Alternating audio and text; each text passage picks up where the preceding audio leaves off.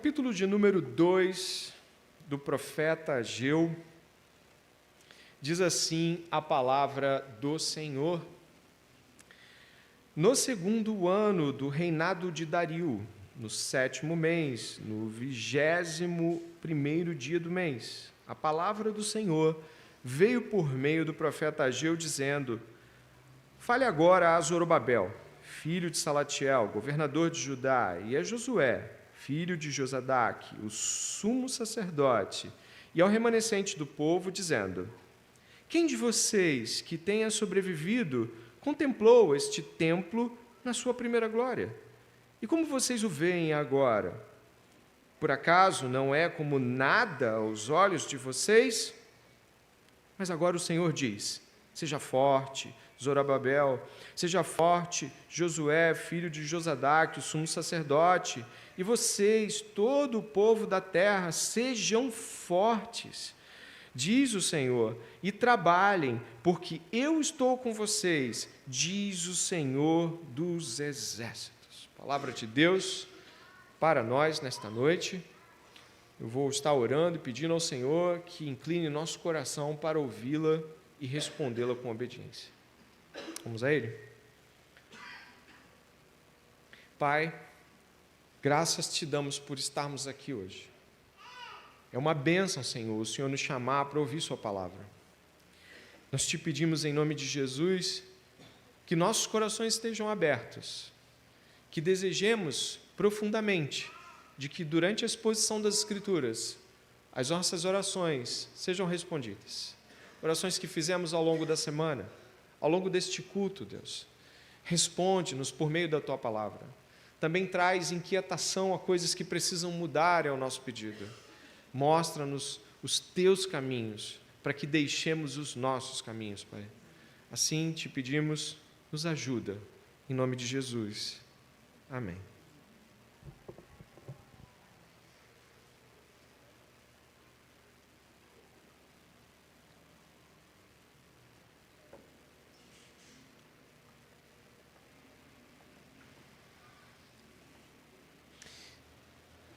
O livro bíblico que você tem neste momento aberto aí, seja uma Bíblia física assim de papel ou uma digital no seu celular, é o livro do profeta Ageu. Semana passada nós iniciamos e hoje nós estamos terminando ele.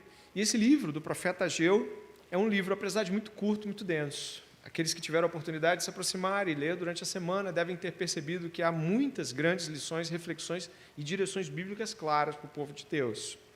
Na semana passada, se você estava aqui, ou você por acaso queira ver no YouTube, o que nós encontramos aqui é que o profeta Ageu, ele desafia, em nome de Deus, o povo do seu tempo, para que Deus e suas obras sejam prioridade do povo. Esse é o ponto central do profeta Ageu na semana passada, que foi o capítulo 1, nós estudamos isso. E Ageu também mostra que Deus vai dar uma grande bênção se eles obedecerem. E a bênção é no verso 13 do capítulo 1, Deus mesmo estará com eles. Essa é a bênção de Deus, eu vou estar com vocês. Então nós entendemos, de modo mais simples e sintético, de que Deus ordena que Ele e sua obra sejam prioridades, e também aprendemos de que Deus dará uma bênção maravilhosa quando nós vivemos obedecendo desta maneira, a presença do próprio Deus em nosso meio. Isso é o que aprendemos na nossa última oportunidade. E hoje aqui, o nosso sermão tem o tema de tenham coragem, trabalhe e não tema. Você está construindo mais do que você vê. O capítulo 2 do profeta Ageu traz o povo trabalhando nesta que era a obra que Deus havia ordenado que eles colocassem a mão, a reconstrução do templo do Senhor. O templo era onde Deus se manifestava, o povo cultuava, levava os sacrifícios, e ano após ano era relembrado das Sagradas Escrituras também. O templo era muito importante, porque era o símbolo da presença do Deus vivo para eles. Deus se manifestava ali. Acontece que depois de uma invasão que o próprio Deus havia enviado de um povo estrangeiro, o templo foi destruído. Deus havia anunciado que depois dessa destruição, 70 anos depois, o povo voltaria. E eles voltariam para a terra dele, e foi isso que aconteceu. 70 anos depois, Deus os libertou, os enviou de volta, e aí o que se espera é que este povo, todo animado com o cumprimento da profecia, Deus está perdoando a gente, é uma segunda chance, vai colocar a mão na obra e agora não vai tentar mais caminhos fora de Deus. Mas não é isso que acontece. O livro do profeta Ageu nos mostra de que mesmo após todas essas terríveis lições sobre a desobediência, o que encontramos é que depois do povo retornar, 18 anos seguiu-se, e eles simplesmente só estavam vivendo as suas vidas e, como o texto nos apresenta, construindo suas casas luxuosas, ou seja, seguindo. Deus é secundário, sua obra é secundária, não é tempo de fazermos isso. E o que acontece no capítulo 2? Eles começam este empreendimento, a obra começa efetivamente. Então, se você vê o final do capítulo 1, eu peço que você se aproxime do texto bíblico, você vai encontrar aí que eles, no final do capítulo 1, verso 14, verso 15, eles voltam a trabalhar, né? O verso 14 diz assim: eles vieram e começaram a trabalhar no templo do Senhor dos Exércitos, o seu Deus. Então, houve um início. Mas acontece que, apesar deste início ter feito aí um barulho no começo, o que nós encontramos no capítulo 2 do profeta Ageu é que um mês depois, e como Ageu é muito preciso, né, na sua contagem de tempo, ele abre o capítulo 1 com uma data, ele abre o capítulo 2 com uma data um mês depois. O povo está desanimado. Um mês depois, o povo já não está mais com vigor para trabalhar na obra. Olha só que coisa. O que aconteceu com aquela obediência, né, que parecia estar iniciando? Exatamente.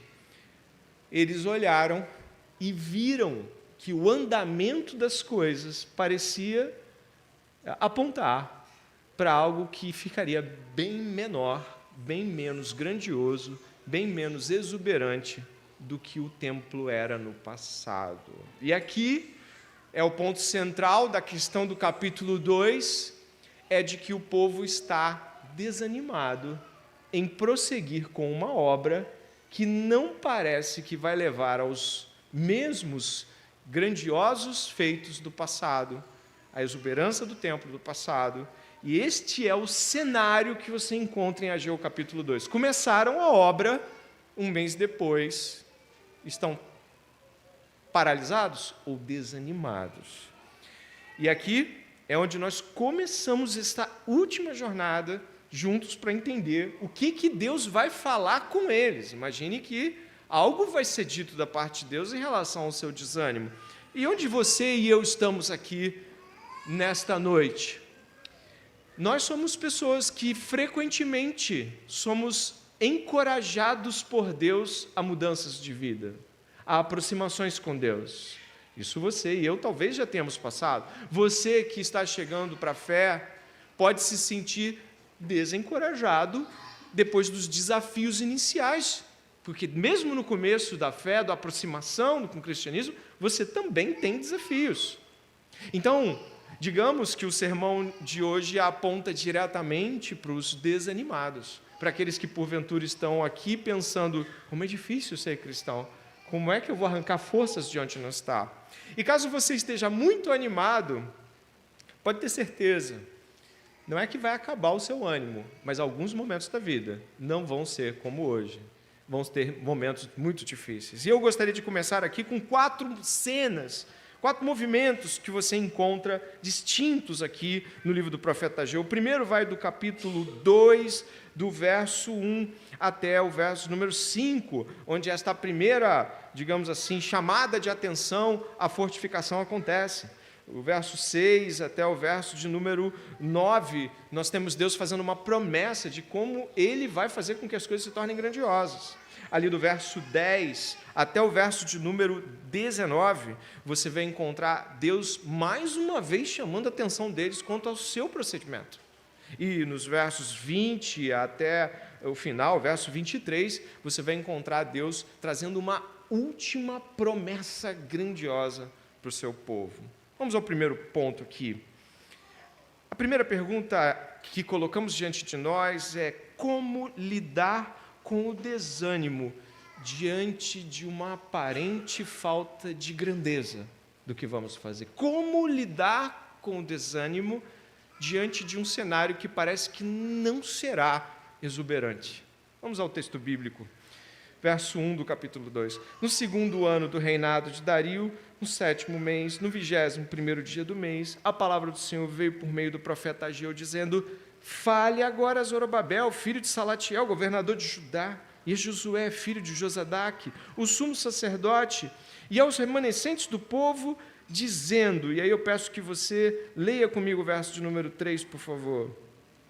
Quem de vocês que tenha sobrevivido contemplou este templo na sua primeira glória? E como vocês o veem agora? Por acaso não é como nada aos olhos de vocês? O que nós temos aqui é Deus dizendo: sei o que vocês estão pensando sobre como estão vendo esta obra. Sei o que vocês estão pensando sobre como vocês estão analisando o resultado disso. Esse é o ponto. E aqui eu gostaria de chamar a atenção para vocês, aqui no verso número 4, observe aqui, mas agora o Senhor diz: seja forte. Na língua original, no hebraico, a expressão ela aponta para não desanimar. Ser forte aqui é ter ânimo forte, ser forte e corajoso. Lembra de Josué, capítulo 1? A ideia aqui é claramente de pessoas que estão já afrouxando dentro da sua postura de obra e reconstrução. Mas o que aconteceu? O que houve? Alguns certamente viram a grandeza do templo de Salomão. E agora, diante do que estavam vendo, eles não conseguiam olhar para aquilo que estava sendo feito e encontrar ânimo, porque as coisas pareciam estar muito pequenas. Elas pareciam estar sem aquela sensação clara de: uau, olha o que estamos fazendo para Deus, ou olha como está ficando. Não havia isso. Ao que parece, e o texto deixa pelo menos isso muito claro, é que a construção, embora esteja acontecendo, o resultado não é inspirador. O resultado parece ser mínimo, o resultado parece ser mirrado. Falta de estrutura pode ser o que está acontecendo. Talvez eles não tenham dinheiro para as coisas como talvez eles poderiam ter se as coisas estivessem de outra forma. Eles estão passando por uma crise econômica. Se você lembrar do capítulo 1, a sementeira não está dando, a videira não está brotando, animais, as coisas não estão indo. Você que estudou o capítulo 1. Também existe falta de perspectiva de melhora. Não há nenhum sinal no capítulo inteiro de que as coisas ficarão melhores. Não vai ficar mais bonito. Esse é um ponto. E aí eu gostaria de considerar com você algumas coisas aqui. A primeira delas é: eles se sentem desanimados. Sim, eles se sentem desanimados. Eles se sentem fazendo algo que não vai ter, digamos assim, um sentido continuado. Não há absolutamente nenhuma dimensão do que estão fazendo que seja grande o suficiente para inspirá-los. E aí eu gostaria que você começasse a puxar isso um pouco para a tua própria vivência também. Nós que vivemos nossas vidas rápidas e corridas, nós queremos resultado. Agora, como é lidar com algumas situações, por exemplo? Você que trabalha em igreja, sabe que alguns ministérios que você e eu pomos à mão, ou você já tenha colocado à mão, se relaciona de uma forma, digamos assim, estranha com o nosso senso de expectativa. Você já está 1 mês, 2 meses, 3 meses, 4 meses, e parece que as coisas não andam. Você está, parece que, olhando para aquele ministério, para aquela obra que Deus te deu para fazer, e parece que ela não cresce. Isso acontece também. Mas eu poderia talvez pensar em outras ordens que Deus nos dá para reconstruir. Casamentos destruídos. Quantos casamentos a gente encontra, às vezes, falando da destruição que o próprio pecado causou? Que o próprio pecado causou. E aí você olha e pensa: como vou poder fazer isso? Aí você começa a empreender, né? Um dos lados, de repente, começa a empreender algum tipo de movimento, né? Que tal lermos a Bíblia? Que tal nós conversarmos mais? Que tal nós... E aí, sabe? E aí o outro lado não responde. E a sensação muito clara que você tem, talvez você que esteja aqui e é casado, tenha percebido em algum momento passando por isso, vai adiantar eu obedecer a Deus e fazer a minha parte no casamento? Será que, sabe, não tem nada acontecendo depois desses meses? Eu estou obedecendo a Deus, mas o que tem aqui? Talvez você tenha sido um servo e uma serva de Deus extremamente frutífero na obra de Deus, mas por conta de suas escolhas, seus afastamentos e até de pecados, talvez, você foi soltando as coisas, e quando foi ver, você apagou, você ficou numa posição extremamente pequena, sabe, apequenou-se, e agora você está fazendo alguns esforços para dar alguns, sabe, eu vou tentar fazer um pouquinho mais, eu vou tentar me avançar, eu vou tentar me encontrar com os irmãos, eu vou tentar, mas parece que o panorama em geral não aumenta, não fica muito melhor. Eu vou mais aos cultos, e parece que os resultados não são tão claros assim. Um ministério que não vai adiante, um casamento que por ordem de Deus devemos sempre lutar até por tudo, e enfim, não frutifica. Como é que a gente faz para lidar com o desânimo de ver que algo que Deus nos deu para fazer não parece avançar? Este aqui é um ponto central. Como lidar com o desânimo de saber que está fazendo algo que Deus lhe deu para fazer, mas isso não frutifica, não avança, não cresce, não...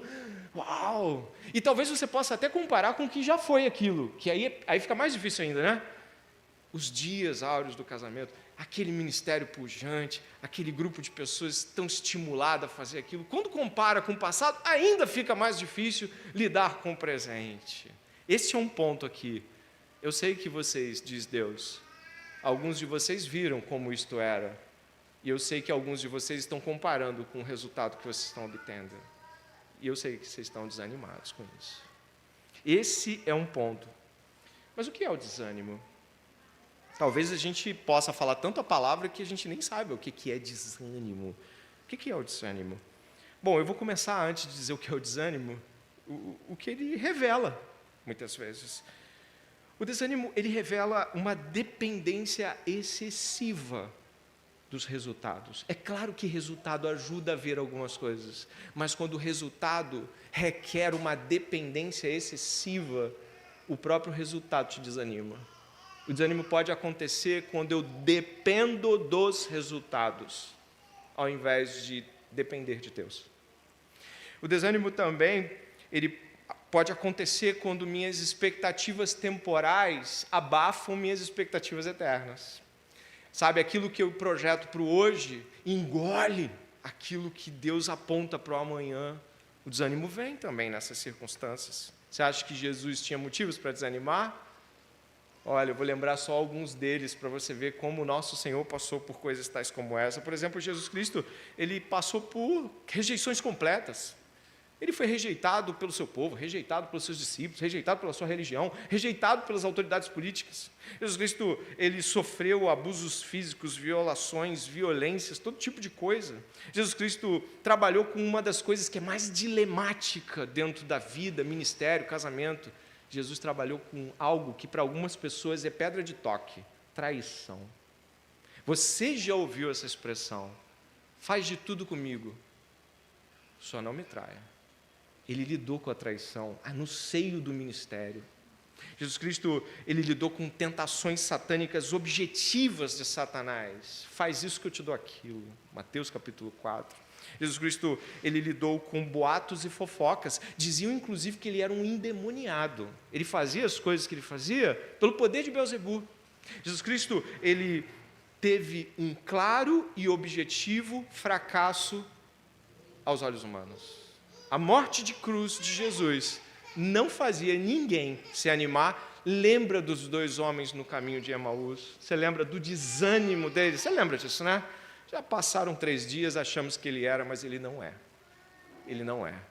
Jesus Cristo passou, dentre outras coisas, por uma solidão absurda. Ele foi preso, passou uma noite na prisão. Imagine aquela noite.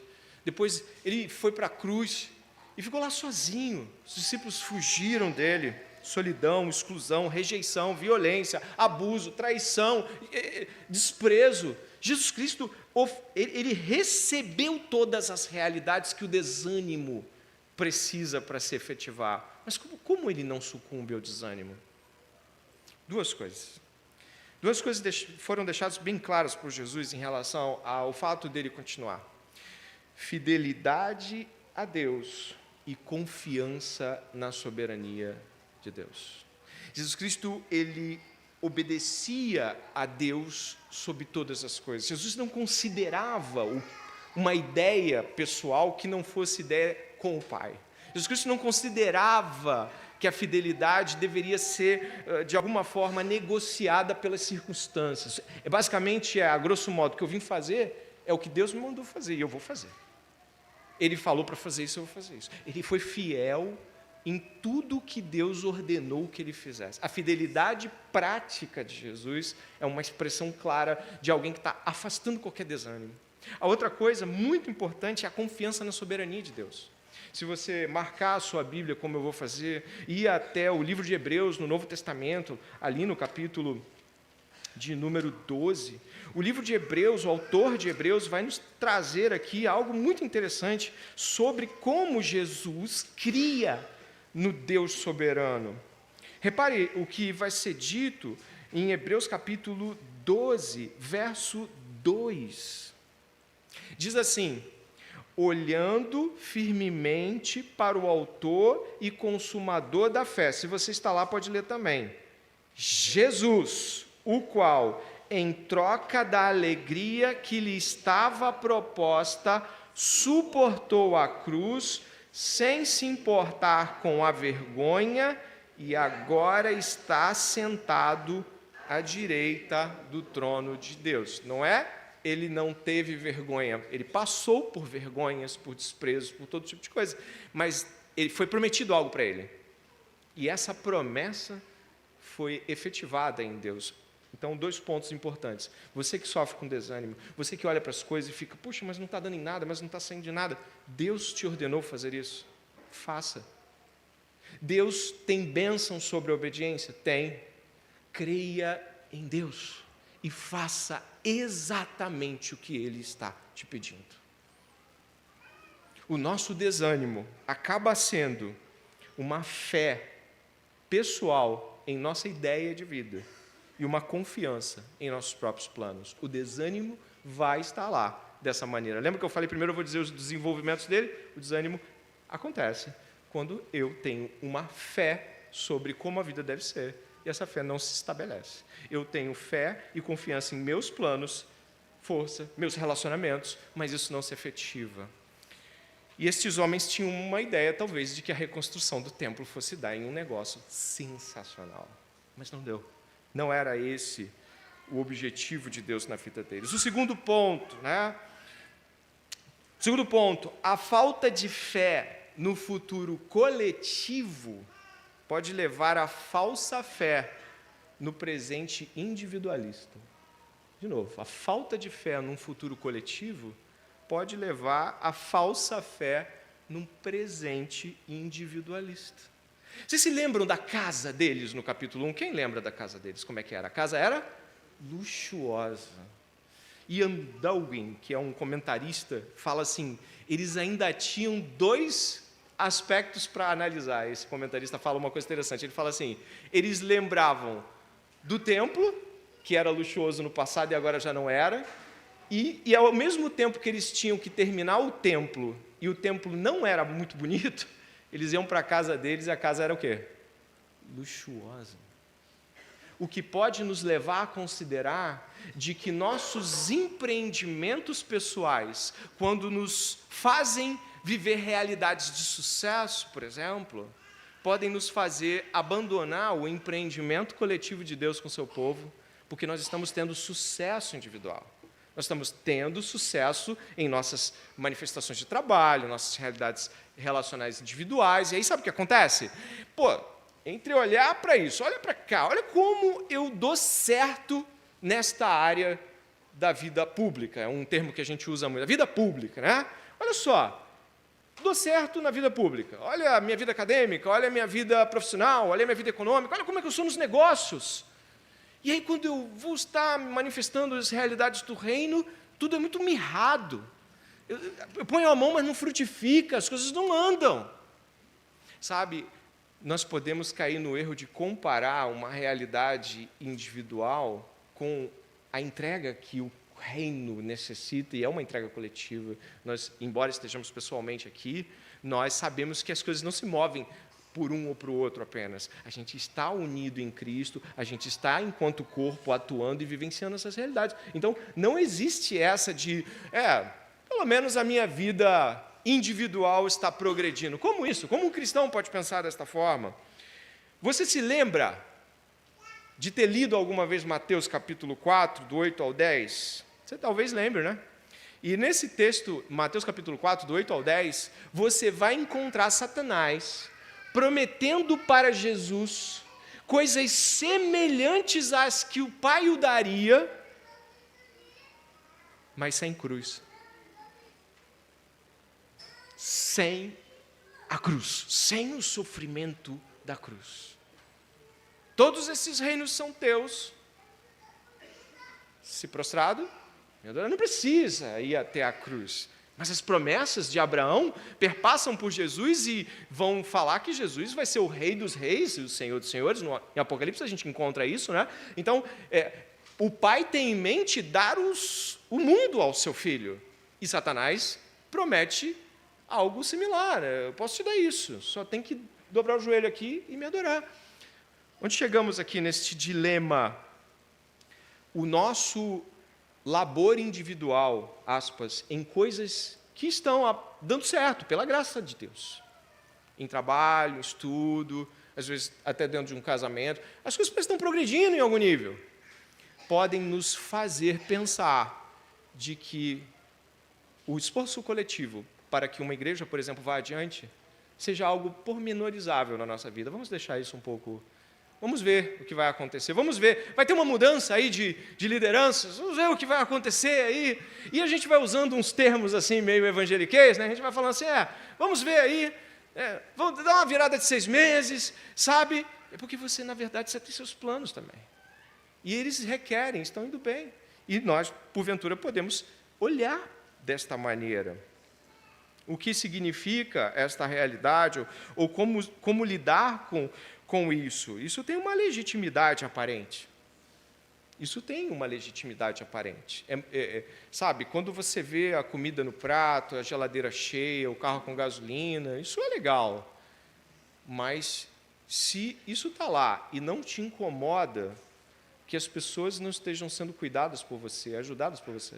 Não te incomoda a geladeira vazia do irmão. Não te incomoda de que na sua comunidade há 3 pessoas orando em uma reunião que poderiam ter 40. Se as realidades do serviço ao reino de Deus não te trazem esse santo incômodo, talvez você já tenha sido enredado por uma realidade de sucesso individual. Isso é muito importante de ser refletido. E hoje, nesta noite, nós temos algumas questões. Por exemplo, você está em Hebreus já. Por isso que eu não pedi para você voltar rápido em Ageu. Dá uma olhada em Hebreus, por favor, capítulo 11, verso 24 ao 26. Está bem perto de onde nós estávamos. A Bíblia diz assim, em Hebreus, capítulo 11, do verso 24 ao 26. Fala sobre Moisés. Diz assim, pela fé, Moisés, sendo homem feito, recusou ser chamado filho da filha de Faraó, preferindo ser maltratado junto com o povo de Deus, a usufruir prazeres transitórios do pecado. Ele entendeu que ser desprezado por causa de Cristo era uma riqueza maior do que os tesouros do Egito, porque contemplava o quê? A recompensa. Se nós encontrarmos o apóstolo Paulo em Filipenses capítulo 3, diz o quê? Mas o que para mim era lucro, considero perda. Por quê? Porque ele encontrou o sublime conhecimento de Deus em Cristo. Se você encontrar os discípulos de Jesus, Mateus 4, 20, eles deixaram tudo para seguir Jesus. Portanto, uma das coisas que nós devemos considerar aqui é de que estes homens estão diante de cenários onde individualmente parece que as coisas deram certo, mas coletivamente, no serviço, a obra, as coisas não estão andando. Isso é muito importante, porque isso não significa que o fato das coisas estarem indo bem na sua vida individual refletem de que elas estão, de fato, alinhadas com a vontade de Deus como um todo. 3, estamos caminhando ainda para o fim. 3. Se você observar aqui, a gente vai ler o texto agora do verso 4 do capítulo 2 em diante, vai dizer assim: mas agora o Senhor diz, seja forte. Então Deus ordena que eles sejam fortes. Ele não está dando mais coisas para que sejam fortes. Seja forte, Zorobabel, seja forte, ou seja, tenha ânimo, Josué, filho de Josadaque, o sumo sacerdote. Vocês, todo o povo da terra, sejam fortes, diz o Senhor, e trabalhem, porque eu estou com vocês, diz o Senhor dos Exércitos. Segundo a aliança que fiz com vocês, quando saíram do Egito, olha mais uma vez a repetição do capítulo 1, verso 13. E o meu Espírito habita no meio de vocês, não tenham medo. Deus mais uma vez diz, sejam fortes, eu estou no meio de vocês, a minha presença está no meio de vocês. E completa fazendo um apontamento para o futuro, que a gente vai mexer daqui a pouco. Diz assim, pois assim diz o Senhor dos Exércitos, daqui a pouco, mais uma vez, eu farei tremer o céu, a terra, o mar e a terra seca. Farei tremer todas as nações, e serão trazidas as coisas preciosas de todas as nações, e encherei este templo de glória, diz o Senhor dos Exércitos. Minha é a prata, meu é o ouro, diz o Senhor dos Exércitos. A glória deste novo templo será maior do que do primeiro, diz o Senhor dos Exércitos. E neste lugar darei a paz, diz o Senhor dos Exércitos. Que promessa maravilhosa. E é claro, a gente vai trabalhar já com ela, que eu espero só que você aguarde até o verso 20. Mas o que nós temos agora? Nós temos eles obedecendo, de certa forma, mas há um tipo de obediência que não produz resultados e tem um motivo. Dê uma olhada agora na obediência que não produz resultados. Ponto 3. Dê uma olhada no verso de número 10. No 24º dia do 9º mês, no 2º ano do reinado de Dario, a palavra do Senhor veio ao profeta Ageu, dizendo, assim diz o Senhor dos Exércitos, peça aos sacerdotes que decidam a seguinte questão relacionada com a lei. Se alguém leva a carne santificada na borda de sua roupa, e ela vier a tocar no pão, ou no cozido, ou no vinho, ou no azeite, ou em qualquer outro mantimento, isso ficará santificado? E os sacerdotes responderam, não. Então Ageu perguntou, se alguém que se tornou impuro pelo contato com um cadáver, tocar em qualquer dessas coisas, ficará ela impura? E os sacerdotes responderam, sim, ficará impura. Ageu continuou, assim é este povo, e assim é esta nação diante de mim, diz o Senhor. Assim é toda a obra de suas mãos, e o que ali oferecem, tudo é impuro. Deus está afirmando categoricamente a eles que o fato deles estarem oferecendo coisas a Deus, ou mesmo de alguma forma tocando nas ofertas santificadas a Deus, isso não transfere pureza para eles. John Piper vai falar algo interessante aqui neste texto. Ele vai dizer que, basicamente, o povo estava acreditando de que se eles fizessem essas ofertas assim, oferecessem as coisas puras, fizessem aquilo que deve ser feito, a pureza passava para eles. E Deus está dizendo que não. De que, de fato, eles são impuros. E isso é muito interessante ao observar essa estrutura final do texto. Deus não está apenas requerendo de que eles façam as coisas de modo correto, mas de que sejam internamente purificados. De que sejam, de fato, aqueles que se apresentem diante de Deus puros.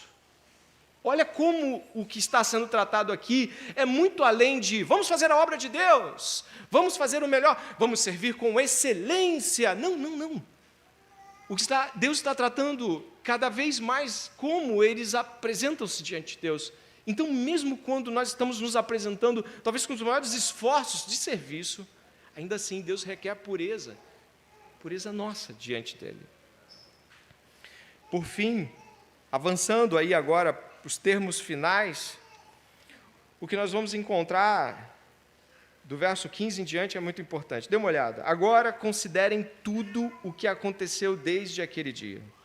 Antes de vocês terem começado a colocar pedra sobre pedra no templo do Senhor, antes daquele tempo, alguém vinha a um monte de trigo esperando encontrar 20 medidas, e havia somente 10. Vinha ao lagar para tirar 50 medidas, e havia somente 20. Eu os feri com queimaduras, com ferrugem, com granizo, em tudo que vocês fizeram, mas não houve entre vocês, o que acontece aqui? Quem voltasse para mim. Deus está falando sobre o coração deles. Por isso, desde o dia de hoje, desde o 24º dia do 9º mês, desde o dia em que foram lançados os alicerces do templo do Senhor, considerem no seguinte: ainda há sementes no celeiro. Além disso, a videira, a figueira, a romanceira e a oliveira não têm dado seus frutos, mas de hoje em diante eu abençoarei vocês.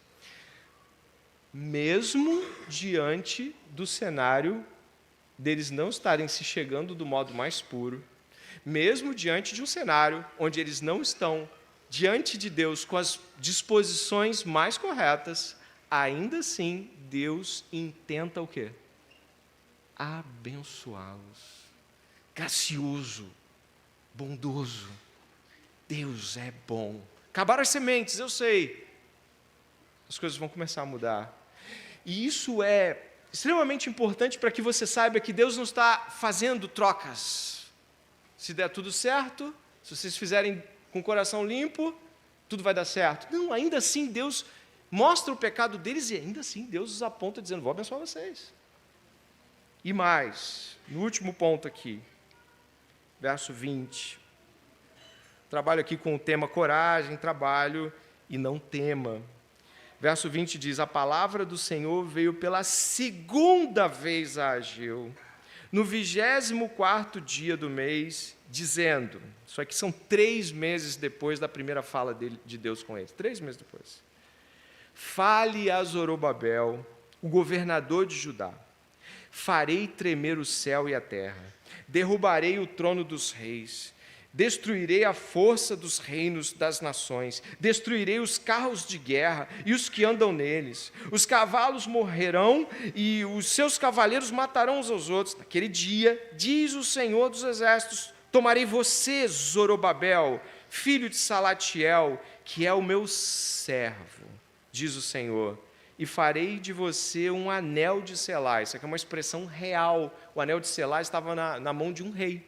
Aquele anel que o rei marcava uma carta ou alguma coisa que ele estava fazendo. Anel de selar, porque eu o escolhi, diz o Senhor dos Exércitos. Gente, parece que o que vem para Zorobabel é que ele vai fazer tudo acontecer, sabe? Deus está com ele é o escolhido, ele é o servo de Deus, o anel de sinete, ele é aquele que Deus vai fazer grandes e maravilhosas coisas. E sabe, eu queria te dizer uma coisa sobre Zorobabel que você precisa saber. Nada disso aconteceu com Zorobabel. Na verdade, salvo uma menção em Zacarias, não sabemos mais nada sobre Zorobabel. Nada do que está sendo escrito aqui pôde ser contemplado por Zorobabel ou pelas pessoas do seu tempo. Mas existe algo importante. E aí você vai falar, mas espera aí, a profecia falhou. Quando falha a profecia, sabe de uma coisa, o profeta tem que ser apedrejado. Assim como a glória do segundo templo, que você leu antes, o fazer tremer a terra, e agora o anel de sinete, o servo do Senhor, todas essas coisas são extremamente verdadeiras, mas não se cumpririam em Zorobabel. Se você abrir o Evangelho de Mateus, o primeiro dos 4 evangelhos do Novo Testamento, o Evangelho de Mateus, eu gostaria que você pudesse ver o verso de número 12. Capítulo 1, verso 12. Olha o que diz no capítulo 1, verso 12 do Evangelho de Mateus. Primeiro, você precisa saber que nós estamos lendo a genealogia de quem? De Jesus Cristo. Está lá no começo do capítulo, livro da genealogia de Jesus Cristo. Verso 12. Depois do exílio, na Babilônia, Jeconias gerou Salatiel. E Salatiel gerou...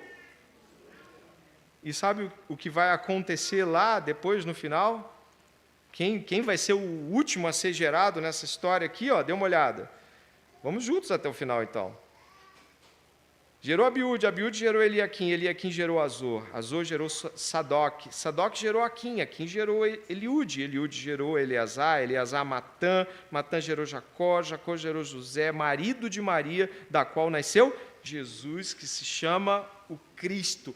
Jesus Cristo é um descendente de Zorobabel, que é um descendente da casa de Davi. Este Zorobabel ouviu grandes coisas acerca dele, e era comum, muito comum, que você encontrasse Deus fazendo afirmações sobre um homem específico, e esses cumprimentos aconteceriam depois. O que temos aqui é de que em Jesus Cristo, Deus fez tremer a terra. Em Jesus Cristo, Deus pôs um anel de sinete que selou todas as realidades divinas. Em Jesus Cristo, haveria o cumprimento de uma promessa feita a Zorobabel. E o que isso tem para nós em termos de lição final sobre o próprio livro de Ageu? Ageu fala de que nós somos suscetíveis a olhar para as coisas e vê-las pequenas aos nossos olhos, quando Deus está fazendo uma grande obra. O próprio Zorobabel está ali sendo preservado, depois de tantos judeus que foram mortos por Nabucodonosor. Aquela linhagem de Davi foi preservada, Zorobabel foi preservado, e como vemos, Zorobabel é um que vai gerar Jesus Cristo, ou apontar para as realidades messiânicas no futuro. Deus estava preservando a sua realidade redentiva. Isso não estava diante dos olhos de Zorobabel, como não está diante dos seus olhos tudo que Deus está fazendo por meio da sua vida, que pode parecer pequeno, um pequeno pontinho de aconselhamento, uma pequena ajuda financeira a um irmão, um pequeno apoio a um ministério, uma pequena parte, sabe? Eu faço só isso aqui, as pessoas chegam na frente e eu aperto a mão delas, e você está ali sempre olhando com os olhos de uma pequena obra, quando Deus está fazendo uma grande obra. O evangelho da cruz de Jesus Cristo, ele aponta para algo que parece ter um fracasso completo, e quando você encontra no final é o quê? Vitória completa. Por isso, quando nós estamos falando sobre essa realidade de servir a Deus, precisamos tirar os olhos do resultado aparente de nossas ações e parar de pensar nas coisas enquanto a expectativa que temos de vê-las grandes. Nosso senso de grandeza deve estar na cruz. Quando não olhamos para aquilo que estamos fazendo à luz da cruz de Jesus, vamos procurar coisas que não vão estar lá, e o desânimo vai vir. O desânimo vem porque nós somos aqueles que têm fome de grandeza, queremos ver nossas mãos trabalhando em coisas nobres, não queremos nos ocupar com pequenas coisas sem sentido. Nesta noite, o Senhor te chama para refletir sobre uma realidade em que servir a Deus não pode ser animado ou desanimado por aquilo que os seus olhos podem contemplar. Servir a Deus não pode ter o tamanho das tuas expectativas ministeriais. Servir a obra de Deus não pode ser algo que você continua porque faz sentido para você, porque você se sente animado, porque você está muito alegre com os frutos. A obra de Deus nunca foi feita baseada naquilo que a expectativa humana tem dela. Você está aqui salvo pela graça de Deus, por causa de uma obra que um dia foi considerada aos olhos dos próprios discípulos um pleno e retumbante fracasso. E Deus fez, e Deus mostrou a que Ele viria, e o que Ele fez foi confundir a sabedoria dos homens com a sabedoria de Deus.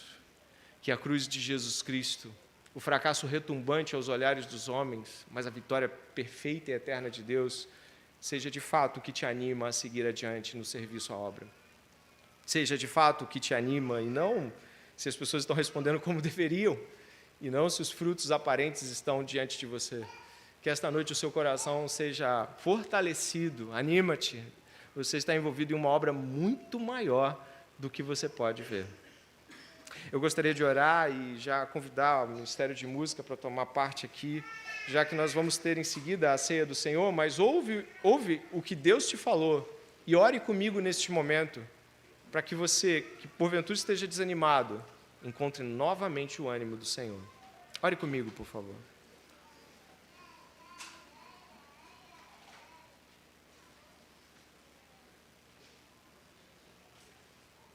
Pai, nós acabamos de ver coisas tão grandiosas que não foram conquistadas por nossas forças ou méritos. Nós não somos diferentes do povo da época de Ageu. Talvez ainda desejemos ver as coisas grandes aos nossos olhos. Talvez não sejamos tão diferentes àquele povo e ainda nos desanimemos por respostas que outros dão ao serviço que prestamos, ou mesmo, Deus, as nossas expectativas de que as pessoas apoiem. Talvez, Deus, nós ainda estejamos nos animando e desanimando pelos que os nossos olhos podem ver, mas nesta noite eu te peço, junto com todos eles, em nome de Jesus, anima teu povo. Em nome de Jesus Cristo, Pai, que o teu Espírito traga ao seu povo este senso profundo de que trabalhar na obra de Deus é trabalhar em algo grande, é trabalhar em algo que jamais poderia ser mérito humano trabalhar. Nós não merecemos pôr a mão nas coisas que o Senhor nos deu para fazer, mas o Senhor nos deu para fazer. E nesta noite, Pai, que o nosso coração contemple a grandeza de Jesus Cristo, a obra perfeita na cruz do Calvário. Ajuda-nos, Senhor, a não olhar o que está ao nosso redor a partir desses olhos tão temporais. Nos dá uma visão eterna e profunda para a tua obra. Auxilia, eu te peço, aqueles que estão desanimados aqui. Auxilia aqueles que estão cabisbaixos, não sabendo nem como recomeçar a servir. Pai, que nesta noite o grande ânimo seja: Jesus venceu a morte.